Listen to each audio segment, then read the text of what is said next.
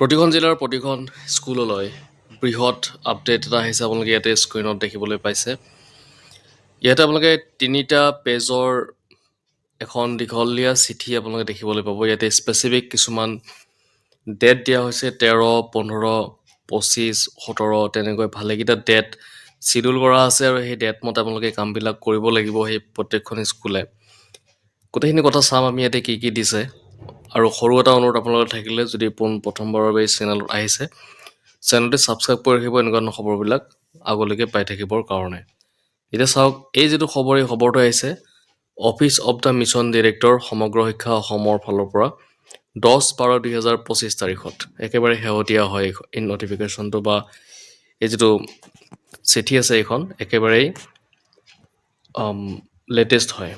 আৰু এখন আহিছে মিছন ডিৰেক্টৰৰ ফালৰ পৰা সমগ্ৰ শিক্ষা আৰু পঠিয়াই দিছে চাওক আপোনালোকে প্ৰত্যেকখন জিলাৰ additional district commissioner education number 1ত, নম্বৰ 2ত sub district mission coordinator all district, number 3 inspector of school all district, number 4 district elementary education officer all district. তো প্ৰত্যেকখন জিলাৰ ইয়াতে ক'ত ক'ত পঠিয়াই দিছে আপোনালোকে গম পালে। আৰু ছাবজেক্টটো যিটো পেড এক্সাম থাকে periodic assessment test of students class 3 to 8 round 2 সেইলৈকে এইখন চিঠি আহিছে। আৰু ইয়াতে ভালেকেইটা আপোনালোকে ডেট দেখা পাব আৰু সেই ডেট মতে আপোনালোকে কামখিনি কৰিব লাগিব। তো গোটেইখিনি কথা চাম আমি ইয়াতে কি কি দিছে। আৰু আমি যিখিনি ইয়াতে ইংলিছ আছে ইংলিছখিনি আমি পঢ়িবলৈ চেষ্টা নকৰি ইয়াৰে অসমীয়াখিনি চাবলৈ চেষ্টা কৰিম যে কি কি আচলতে ইয়াৰে মিনিংখিনি বা কি পইণ্টখিনি আমি গোটেইখিনি কথা চাম। ইয়াতে বিষয়টো দিছে 3য় শ্ৰেণীৰ পৰা 8ম শ্ৰেণীলৈকে বিদ্যাৰ্থীৰ বাবে পৰ্যায়িক মূল্যায়ন পৰীক্ষা 2য় পৰ্যায়। আৰু ইয়াতে এই কাৰ্যালয়ৰ এটা পত্ৰ নম্বৰ আছে ইয়াতে আৰু তাৰিখ 22/11/2025। ইয়াতে লিখিছে ওপৰলিখিত বিষয়ৰ প্ৰসংগত জনাবলৈ ইচ্ছা কৰা হৈছে যে 3য় শ্ৰেণীৰ পৰা 5ম শ্ৰেণীলৈ শিক্ষাৰ্থীৰ পৰ্যায়ভিত্তিক মূল্যায়ন পৰীক্ষা 2য় পৰ্যায় 17/12/2025 তাৰিখে প্ৰাথমিক শাখা তথা 1442টা সংমিশ্ৰিত বিদ্যালয়ত অনুষ্ঠিত হ'ব। পৰীক্ষা 5টা মাধ্যমত অনুষ্ঠিত হ'ব: অসমীয়া, ইংৰাজী, বড়ো, হিন্দী আৰু বঙালী। তৃতীয়টো 5ম শ্ৰেণীলৈ 40টা প্ৰশ্ন থাকিব, য'ত প্ৰত্যেকতে ভাষা 1, ভাষা 2, গণিত আৰু পৰিৱেশ বিজ্ঞান EVSৰ 10টাকৈ প্ৰশ্ন থাকিব। পৰ্যায়ভিত্তিক পৰীক্ষা সফলভাৱে আয়োজনৰ বাবে তলত উল্লেখিত কাৰ্যাৱলী সম্পন্ন কৰিব লাগিব। ইয়াতে কাৰ্যাৱলী ভালেকেইটা আছে, কি কি কাৰ্যাৱলী দিছে সেইখিনি আমি চাব লাগিব। নম্বৰ 8 দিছে প্ৰশ্ন পত্ৰ পৰীক্ষাৰ 30 মিনিট আগতেই স্মাৰ্ট ক্লাছৰ IFP স্ক্ৰীন আৰু টেলিক্লাছৰ প্ৰজেক্টৰ স্ক্ৰীণত প্ৰদৰ্শন কৰিব লাগিব। নম্বৰ 2 দিছে প্ৰশ্নপত্ৰ ক্লাছৰুম মোবাইল এপ আৰু পেড মোবাইল এপত উপলব্ধ থাকিব। নম্বৰ 3 দিছে শ্ৰেণী শিক্ষক বিষয় শিক্ষকসকলে ছাত্ৰ ছাত্ৰীসমূহক প্ৰশ্নপত্ৰ প্ৰদৰ্শন কৰাত সহায় কৰিব। নম্বৰ 3 দিছে সকলো 1442খন বিদ্যালয়ত বাহ্যিক মূল্যায়নকাৰী নিযুক্ত কৰা হ'ব, অৰ্থাৎ ইভালুৱেটৰ বিদ্যালয় শ্ৰেণীক্ৰম Annexure 1ত সংলগ্ন কৰা হৈছে। নম্বৰ 8 দিছে বাহ্যিক মূল্যায়নকাৰীৰ স্থান নিৰ্ধাৰণ জিলাৰ দায়িত্বত থাকিব আৰু জিলাৰ প্ৰগ্ৰেমাৰে পেড এপ আৰু পেড মোবাইল এপত বাহ্যিক মূল্যায়নকাৰীসমূহৰ বিদ্যালয় প্ৰদান কৰিব।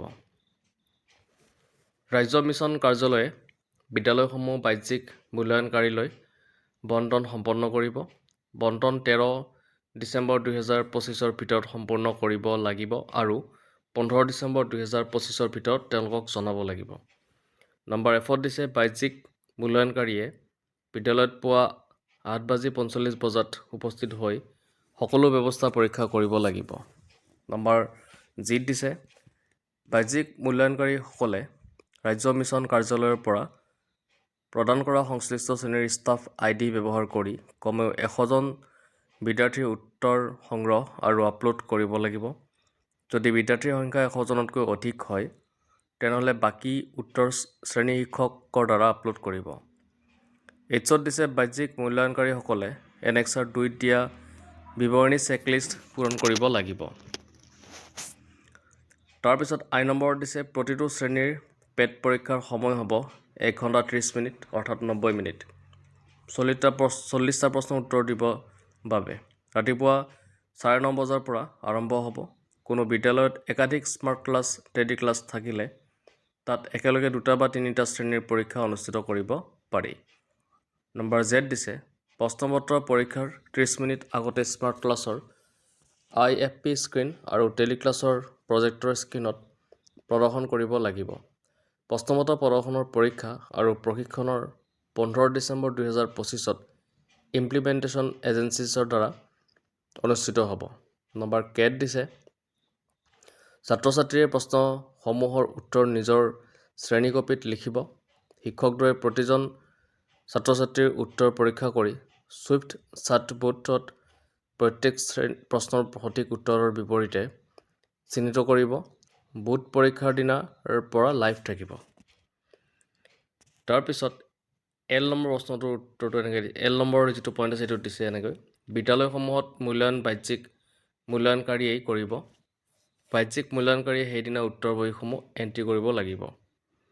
এমত দিছে ছাত্ৰ ছাত্ৰীৰ উত্তৰ বহীসমূহ 17 ডিচেম্বৰ 2025ৰ পৰা 25 ডিচেম্বৰ 2025লৈকে শিক্ষকসকলে চাটবোটত দাখিল কৰিব লাগিব। এনত দিছে বাহ্যিক মূল্যায়নকাৰীয়ে নিশ্চিত কৰিব লাগিব যে পেট পৰীক্ষা সম্পূৰ্ণৰূপে মুক্ত, ন্যায্য আৰু সম্পূৰ্ণ স্বচ্ছভাৱে অনুষ্ঠিত হৈছে। শিক্ষকসকলৰ বাবে ইউটিউব লাইভ ট্ৰেইনিং ইয়াতে 11 বজাৰ পৰা 12 বজালৈ আৰু 2 বজাৰ পৰা 3 বজালৈ দিয়া হৈছে তেওঁলোকক লিংক 15 ডিচেম্বৰৰ ক্ষেত্ৰত ইয়াতে আপোনালোকে লিংক এটা দেখা পাইছে ইউটিউবৰ 11 বজাৰ পৰা 12 নোনলৈকে ইয়াতে এটা লিংক এটা আছে ইউটিউবৰ সেইটো চালে আপোনালোকে গম পাব। আৰু লিংক 2ত দিছে 15 ডিচেম্বৰৰ ক্ষেত্ৰত 2 বজাৰ পৰা 3 বজালৈ ইয়াতেও এটা ইউটিউবৰ লিংক দিয়া আছে।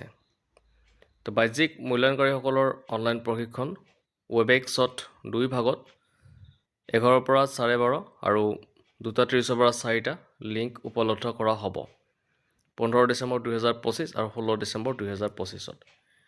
তো এনেকৈ দেখিলে আপোনালোকে ইয়াতে ভালেকেইটা কথা বা কি পইণ্ট আৰু বহুতকেইটা পইণ্ট ইয়াতে দিছিলে। গোটেইকেইটা পইণ্ট আমি আলোচনা কৰিলোঁ ক'ত কি দিছে কথাখিনি। আৰু যদি ভিডিঅ'টো ভাল লাগিছে লাইক শ্বেয়াৰ আৰু ছাবস্ক্ৰাইব এটা কৰি দিব।